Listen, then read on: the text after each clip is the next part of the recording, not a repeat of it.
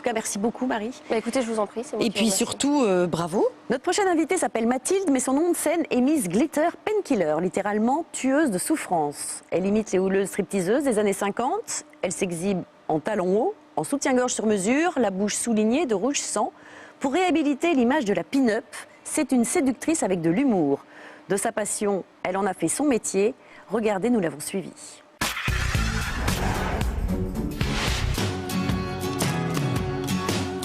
Né à la fin du 19e siècle aux États-Unis, le striptease burlesque connaît son âge d'or pendant les 30 Glorieuses. Il est de nouveau au goût du jour depuis quelques années. Mathilde, elle, est tombée dans le striptease un peu par hasard. Elle a au départ une formation de journaliste.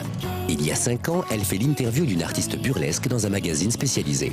C'est immédiatement le flash pour ce métier et les gens qui le font. Mathilde plaque tout pour se lancer dans sa nouvelle passion. Aujourd'hui, elle a monté sa propre troupe et fait des spectacles dans toute la France. Elle donne aussi des cours à des femmes qui veulent s'initier au striptease burlesque. En forme? Extrêmement fort, et toi?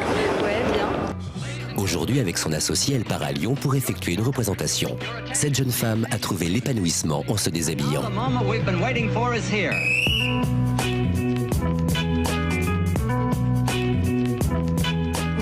De déplacements depuis que je suis professionnelle depuis 1 an. C'est peut-être 2-3 fois par mois des déplacements, principalement en France. Un petit peu, ça commence en Europe, mais il y a encore quand même peu de villes qui font du burlesque. C'est encore très centré sur Paris. À peine arrivée, direction la salle pour se préparer. Bonsoir. Bonsoir.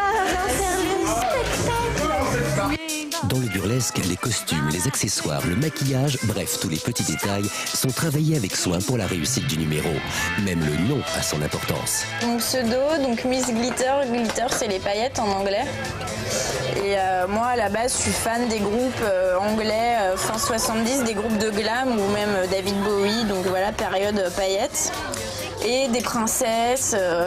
Mon idole, c'est Angélique, marquise des Anges. Donc voilà, j'ai plein d'influences complètement différentes. Et Glitter, c'est le côté un peu féerique, et Painkiller, c'est un peu le côté plus dur. Voilà, c'est les antidouleurs. Donc je trouvais que, encore une fois, les contraires dans le burlesque vont bien ensemble. Je voulais un nom léger, un peu marrant. Voilà, c'est les paillettes qui tuent la souffrance. Le burlesque devrait être remboursé par la sécurité sociale.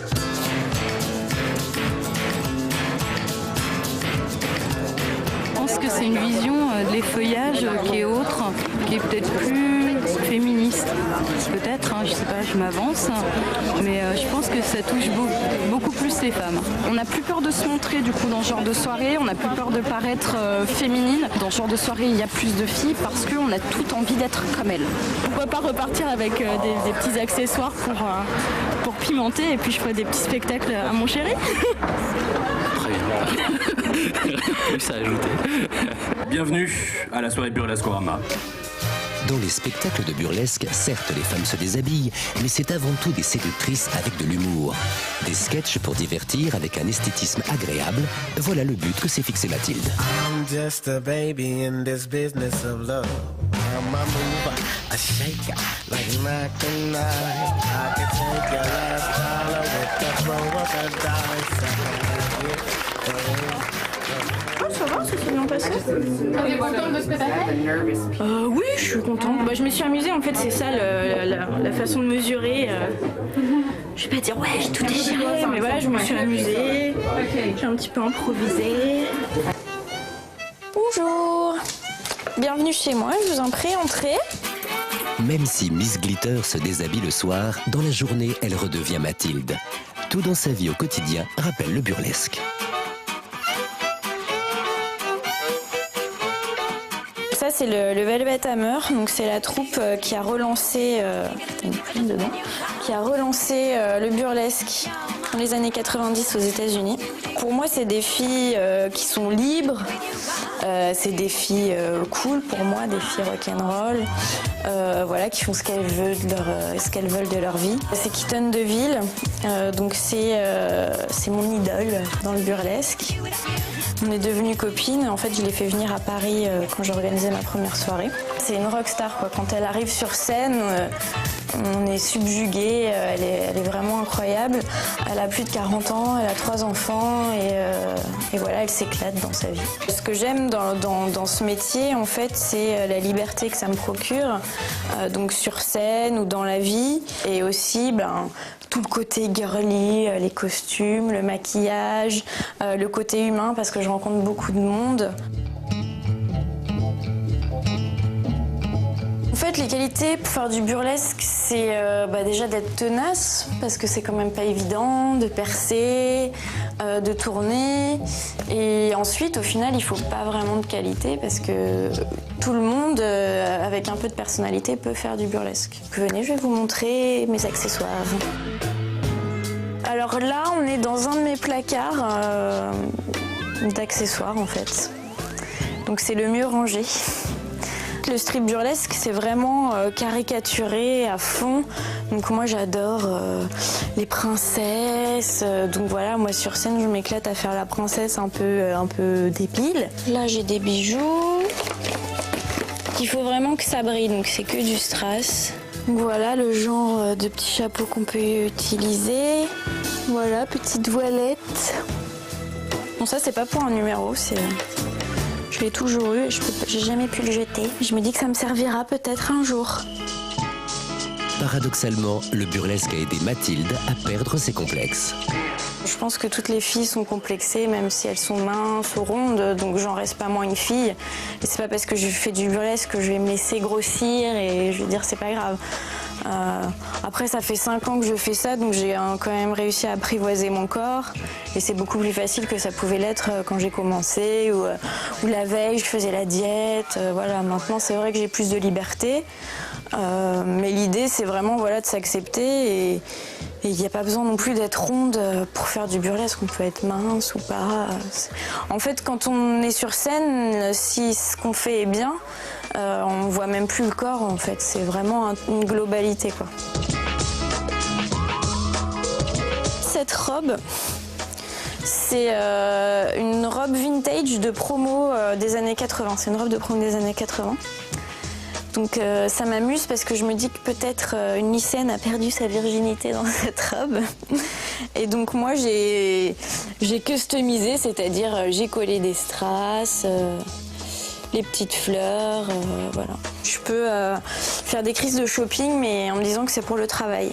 Donc ça me permet de pas trop culpabiliser. Quand je monte sur scène, c'est avant tout pour moi. C'est quand même une démarche personnelle, mais après, c'est toujours agréable quand on plaît. Ça m'a aussi aidé quand j'ai commencé à prendre confiance en moi, de voir que les gens me trouvaient jolie ou qu'ils aimaient bien ce que je faisais, qu'ils me trouvaient drôle. Mais après, j'essaye de ne pas penser à justement ce que vont penser les gens de mes nouveaux numéros ou de mes accessoires, parce que après, voilà, c'est trop compliqué. Donc j'essaye de rester moi-même et si ça plaît, tant mieux.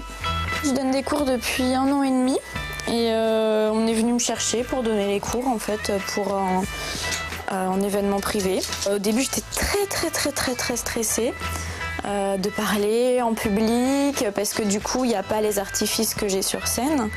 Et justement, j'ai vu l'intérêt des filles et ça m'a motivée à essayer de donner les cours les plus intéressants possibles. Et maintenant, j'en fais toutes les semaines. Je vais leur apprendre les bases de l'effeuillage, donc comment enlever la veste, les gants, la robe. Et ensuite, on va faire des petites scénettes avec des petites chorégraphies rigolotes. Et voilà, j'improvise toujours selon les filles, selon leur style, si elles sont plus classiques ou pas. Donc je sais jamais vraiment ce que je vais faire à part les bases.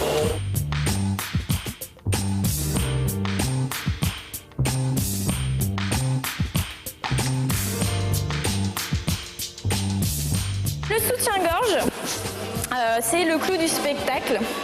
Donc on va pas l'enlever tout de suite. On a tout le temps le droit de s'effleurer, mais pas de se toucher. Petit caressage.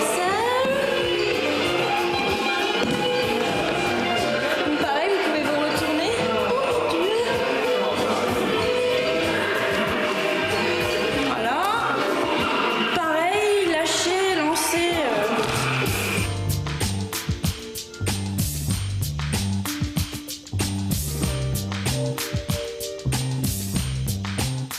dur de réussir à se lâcher, d'y aller, de se dire que de toute façon on se met à nu devant en plus des gens qu'on connaît pas, donc pas facile. Rigolo, mais je pense que ça, il faut le potasser, il faut le faire à la maison pour prendre du plaisir.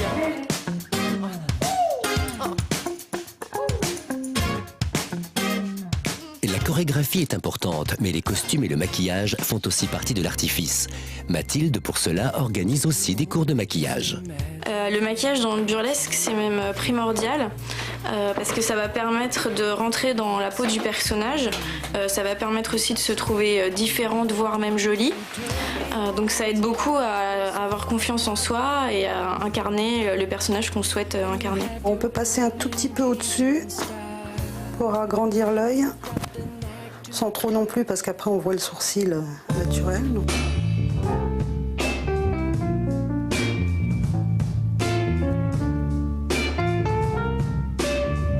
Comme c'est un métier nouveau, je suis une des premières, je ne sais pas quelle est la durée de vie de mon métier, donc j'en profite.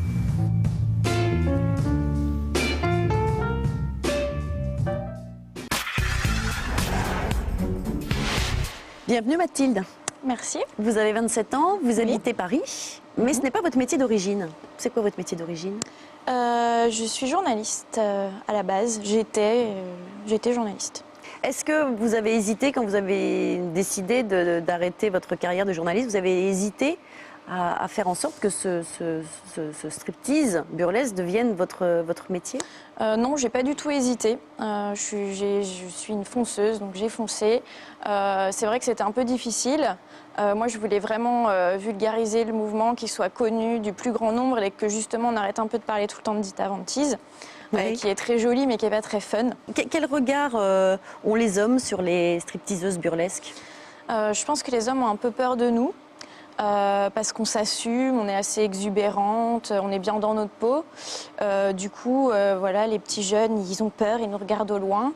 Mais sinon, ça leur fait plaisir de voir des filles bien dans leur peau, qui rigolent, qui mangent, qui s'amusent. Voilà, on est toutes des bonnes vivantes, donc c'est plutôt agréable. Est-ce que vous avez eu du mal au début à vous sentir bien dans votre peau? Parce que c'est pas quelque chose de forcément facile. C'est vrai qu'au début, on est toutes complexées. Donc, quelques jours avant, je faisais attention à ce que je mangeais. La veille, je prenais ma petite tisane. Mais bon, voilà, ça m'a appris vraiment maintenant à lâcher prise. Je m'en fiche, je peux manger une raclette juste avant de faire un spectacle, c'est pas grave. Alors, vous êtes très nombreuses à être tatouées, j'ai remarqué ça. Souvent, les stripteaseuses de burlesque sont tatouées. Est-ce que c'est une mode, c'est une signification, c'est une tradition? Ça vient d'où? En fait, je pense que c'est pas obligé déjà d'être tatoué pour faire du burlesque. Ouais. Ça va plus dans l'acceptation de son corps. Et voilà, si j'ai envie de me faire tatouer, je le fais. Si j'ai envie de montrer mes fesses sur scène, je le fais. Votre famille, comment a-t-elle réagi quand vous avez dit que vous alliez vous lancer là-dedans, abandonner le journalisme? Alors, donc j'ai commencé il y a 5 ans. Ils n'étaient pas au courant. Je leur ai dit, il y a 1 an justement, quand j'allais arrêter. Avant, je leur disais que je faisais du burlesque. Donc, ce qui ne veut strictement rien dire. Oui. Donc, ils pensaient que je faisais du théâtre. Voilà, donc c'était plutôt content. Parce que vous n'osiez pas le dire? Non. Mes parents sont assez classiques, surtout ma mère. Donc, quand je lui ai dit, elle n'était pas très contente, elle n'a pas trop compris, donc on n'en parlait pas. Mon père, par contre, il a toujours trouvé ça super. Il est fan, il collectionne mes articles, il regarde mes vidéos. Voilà, donc ma mère, ça commence un peu. Comme en fait, elle n'a jamais voulu voir de vidéos, elle s'imagine que je fais tourner ma culotte. Au-dessus de monsieur libidineux. Voilà, c'est ça. Mais bon, voilà, c'est normal en même temps, c'est quand même pas basique comme profession. Très bien. Alors, quelle est la différence entre des spectacles comme le Lido, le Moulin Rouge ou le Paradis Latin et le vôtre, pour les gens qui ne connaissent pas? En fait, on n'est pas forcément des danseuses de formation, donc il y a aussi le physique qui change beaucoup. Vous êtes plutôt comédienne, hein? Il y a un côté comédienne moi, chez les... c'est ce qui me plaît beaucoup, mais après, il y a des filles qui sont plus dans l'esthétisme, les poses, mais on a une grande interaction avec le public, ce qu'il n'y a pas dans les gros spectacles. Donc le public crie, on va vers eux, vraiment c'est un échange qui fait qu'il va se passer quelque chose et qu'il y aura une bonne ambiance. Et puis voilà, on peut être grosse ou pas, tatouée ou pas, enfin toute maigre, voilà, il n'y a pas de... c'est pas sectaire. Il n'y a pas de canon de beauté, du moment qu'on est bien dans son corps. D'ailleurs, moi, ce qui m'a vraiment étonnée, c'est que dans vos spectacles, et dans les spectacles de burlesque, de new burlesque en général, il y a autant de femmes que d'hommes. Quelquefois même, il y a plus de femmes. Il y a Est-ce plus que de vous femmes. avez Beaucoup une plus explication? C'est pourquoi? Je pense que les femmes se fantasment à notre place, vu qu'on est des filles normales et plutôt sympathiques, ouvertes aussi. Après les spectacles, on discute beaucoup avec les gens. Donc ça fait plaisir, c'est rafraîchissant, ça change d'avoir des icônes ou des filles normales mises en valeur. Ça veut dire qu'elles s'identifient, vous pensez, oui, je pense. C'est vrai, moi, c'est un rêve de petite fille, les paillettes, le maquillage, les jolies robes. Toutes les filles sont un peu pareilles. Donc, de nous voir nous éclater, parce qu'il y a ça aussi, on donne vraiment beaucoup. C'est une passion, donc voilà, ça leur donne envie. À chaque fois qu'elles sortent, elles nous disent « j'ai envie d'en faire ». Vous partagez votre vie avec Vincent. Oui. Il vous suit depuis vos débuts, je crois. Presque. Est-ce que c'est important d'être soutenu quand on se lance comme ça? Est-ce que lui... Quelle a été sa réaction quand vous lui avez dit « j'arrête le journalisme, je me lance à fond » En fait, lui, il veut juste que je sois heureuse. Voilà. Donc lui, il est musicien, donc c'est un peu un milieu artistique. Oui. Donc non, c'est vrai qu'il m'a beaucoup soutenue. Et c'est vrai que je suis assez monomaniaque du burlesque parce que je travaille beaucoup tout le temps. Je suis tout le temps sur mon ordinateur en train de faire 10 000 trucs. Donc j'avoue que je peux être très, très chiante. Donc je suis bien contente d'avoir quelqu'un qui me supporte. Mais au début, il ne s'est pas dit, écoute, quand même, parce que c'est une activité artistique, certes, mais pas tout à fait comme les autres. Est-ce qu'il a eu peur du regard de certains hommes sur votre corps? Non, je pense que ça l'embête pas parce qu'il me connaît. On est quand même mis en valeur, c'est quand même de bon goût. Donc après, les hommes, il y a toujours des casse-pieds partout, voilà, des alcoolisés, mais on s'en fiche. Pardon. Donc on a voulu savoir comment justement Vincent, comment il vivait d'être amoureux d'une stripteaseuse burlesque. La première fois que j'ai été la voir, justement, en spectacle, on ne sortait pas encore ensemble. Et, donc elle faisait déjà des shows burlesques. J'ai réagi, ça m'a un petit peu étonné au début parce que je ne m'attendais pas forcément à ça, parce que le burlesque, les gens ne connaissent pas forcément. Le regard des autres hommes, en fait, quand il y a des spectacles, les gens sont quand même assez avertis. Donc il n'y a pas de genre à poil ou quoi que ce soit, ou vraiment rarement, pour des gens qui ne seraient pas au courant, qui seraient tombés de soirée. J'aime beaucoup ce que fait Mathilde, d'ailleurs, elle répète à chaque fois devant moi avant de faire un numéro burlesque pour d'autres gens. Donc je la filme en général, elle se regarde après pour changer certaines choses, des pas, des choses comme ça. Je lui donne des conseils justement quand je la filme, pour la préparation de ses shows, de ses petits spectacles. Parfois, elle fait des choses ou des pas, ou alors elle a tendance, Mathilde, à beaucoup compliquer. Elle veut vraiment tellement donner aux gens qu'elle va prendre beaucoup d'ustensiles, beaucoup de trucs donc parfois, j'ai dit, mais va à l'essentiel, quoi. Je pense qu'il y a un côté qu'elles ont en commun, Miss Glitter Painkiller et Mathilde, c'est le côté un peu fun, c'est des filles pleines d'humour et tout, mais peut-être que Miss Glitter Painkiller est un peu plus... c'est pas le mot qui convient, mais un peu plus, je veux dire, hardcore, un peu plus cru, un peu plus rude, un peu plus folle. Je vis avec Mathilde, mais l'appartement est quand même pas mal, entre guillemets, burlesque. Donc, ouais, c'est vraiment, je suis vraiment un peu chez Miss Glitter Painkiller quand même, plus que chez Mathilde, plus que chez moi. Ça veut dire quoi, un appartement burlesque? C'est un appartement de fille, hein. Donc la chambre, elle est rose, un peu princesse. Le salon, c'est un peu une église, en fait. J'aime bien l'univers religieux. Et puis, il y a des boas, des chaussures, beaucoup de chaussures. Comme on a un 2 pièces parisien, des chaussures, des paillettes, des costumes. Du coup, j'ai pris une partie de son armoire parce que la mienne est pleine. D'accord. Et alors lui, il a quoi, une petite caisse en bois dans laquelle il met toutes ses affaires? Comment ça se passe? Non, lui, il est très maniaque, donc tout est très bien rangé, donc il y a un petit peu plus de place, alors que moi, j'ouvre et tout tombe, en fait. Vous vous sentez plus Miss Glitter, Miss Mathilde, Miss... c'est vrai que je fais pas trop la distinction. Mathilde est plus souvent habillée que Miss Glitter, c'est sûr. Oui, Miss Glitter, elle est plus pareille, plus maquillée, plus exubérante. Mais au final, je me fais pas appeler Miss Glitter, je me fais appeler Mathilde, donc ça va encore, je suis pas passée de l'autre côté. Qui est votre plus grand fan, pour terminer? Je pense que c'est mon père. Très bien, on lui fait un petit coucou. Merci beaucoup Mathilde, merci d'être venue sur notre plateau. Vous avez fait des adeptes parmi l'équipe, notamment les journalistes qui vous ont suivi. Stéphanie, qui sera bientôt sur scène, il paraît, c'est ce qu'elle nous a dit. Oui. Alors voilà, c'est déjà fini. Je vous propose de regarder ce qu'on vous réserve pour la prochaine émission. Nous découvrirons la profession inhabituelle de Fabien. Sa passion a rejoint son métier car il se présente comme chasseur de météorites. Il parcourt le monde à la recherche de morceaux de ces pierres venues du ciel.